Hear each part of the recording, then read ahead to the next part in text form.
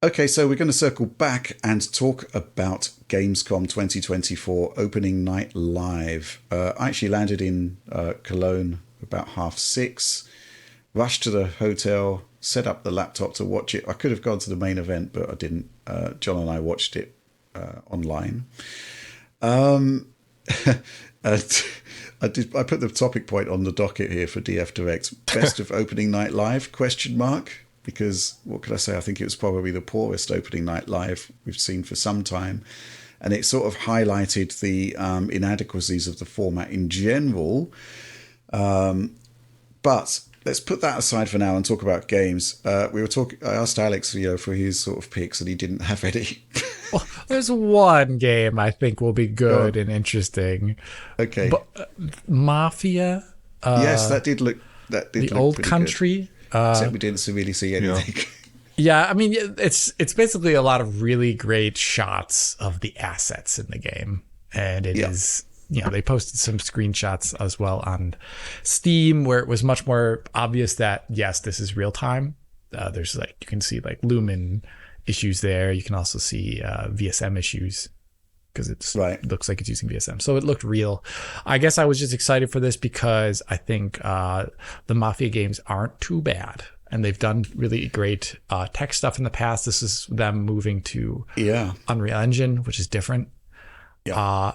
And I'm also excited that it does not take place in some North American city. It's really great to see, Sicily. I can't even think of any game that takes place in Sicily. So that's really cool. Also, there's just an entirely different vibe to the way Mafia is portrayed in Italian media versus North American media. So I'm very curious to see what this is like in the end. But that was the absolute last game that was shown at Night Live. So what happened? Did they have to did we have to break out the defibrillator to wake you up? Well, I mean, I watched this after the fact and I scrolled through it. Right. Because as soon as something goes on that I'm not interested, just fast forwarding through that. Cheat mode. Yeah. In real time, we don't have that. That's a bit of a problem. Yeah. You've noted down some other titles that caught your eye, Oliver. Yeah. Well, I'll start with what should I start with? I'll start with Batman. That did look cool, I have to admit. Yeah, I mean, Batman Arkham Shadow, it looked pretty high quality, pretty interesting. It's another one of these kind of high budget, single player focused, kind of aping action game conventions VR title. But I don't know. I kind of felt like this is an Oculus sponsored game. This is a Facebook Meta sponsored game, and I understand it. And I understand there's some merit to making a big VR game, but all the ziplining here and 3D movement just looks like it would be a little bit nauseating, especially that ziplining. It just looks like crazy.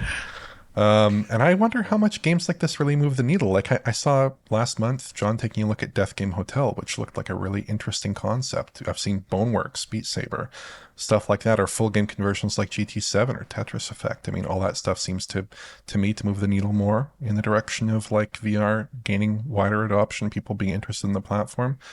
So I don't know. I mean, I thought that it was an interesting showing. I think it's good that we're seeing a Batman game that's more fully featured than the prior Batman Arkham VR experience. Mm-hmm. That was a very limited game. This seems more fully featured. I may well check this out. I do have a Meta Quest 3. I almost said Oculus Quest 3.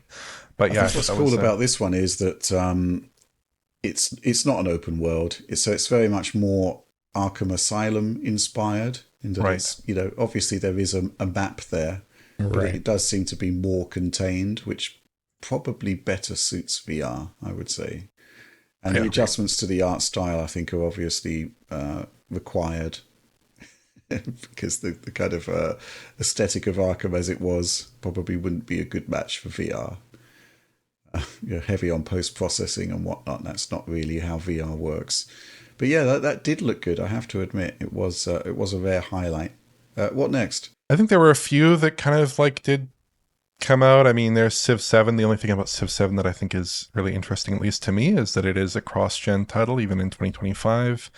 We did not see very many PS3 games released in 2018, which would be an analogous situation, obviously. Right. I find that kind of amusing. Now, in this case, I mean, it's a very, I'm sure this is a very scalable title. They're also releasing it on Switch, so it makes sense. Why not release it on last-gen consoles as well?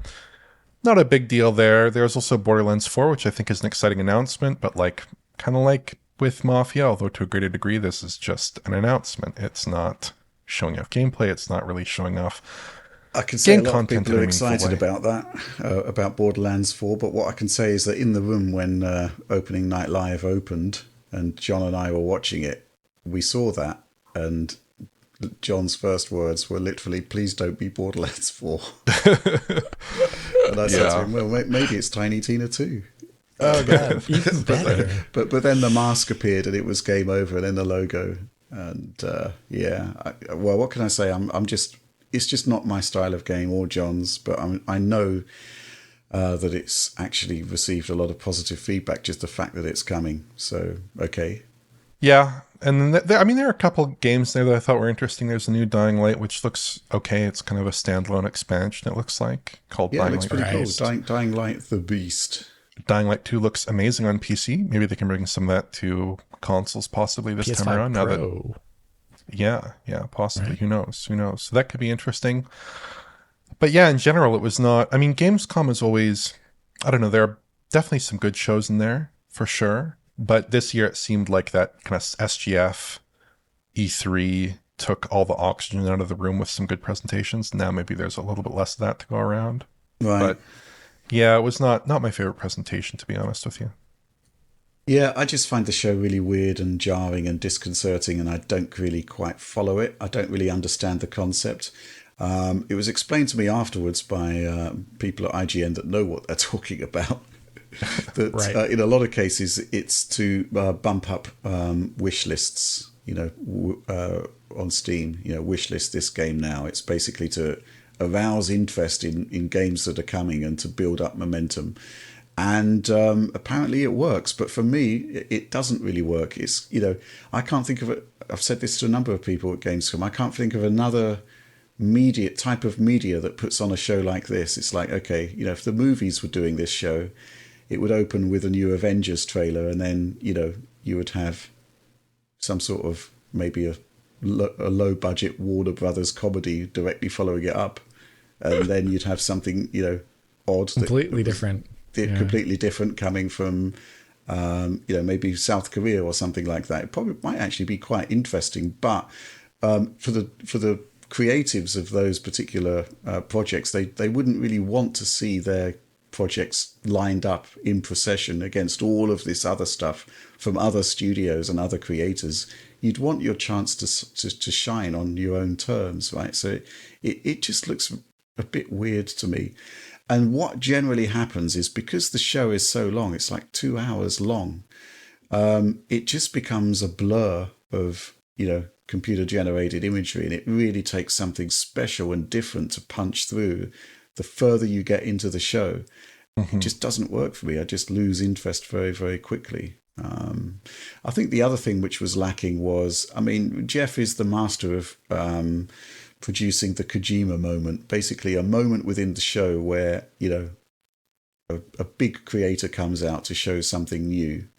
I guess maybe Peter Molyneux was his bet this time around. I don't think it paid off to a degree of, okay, here's Hideo Kojima with his brand new game or whatever.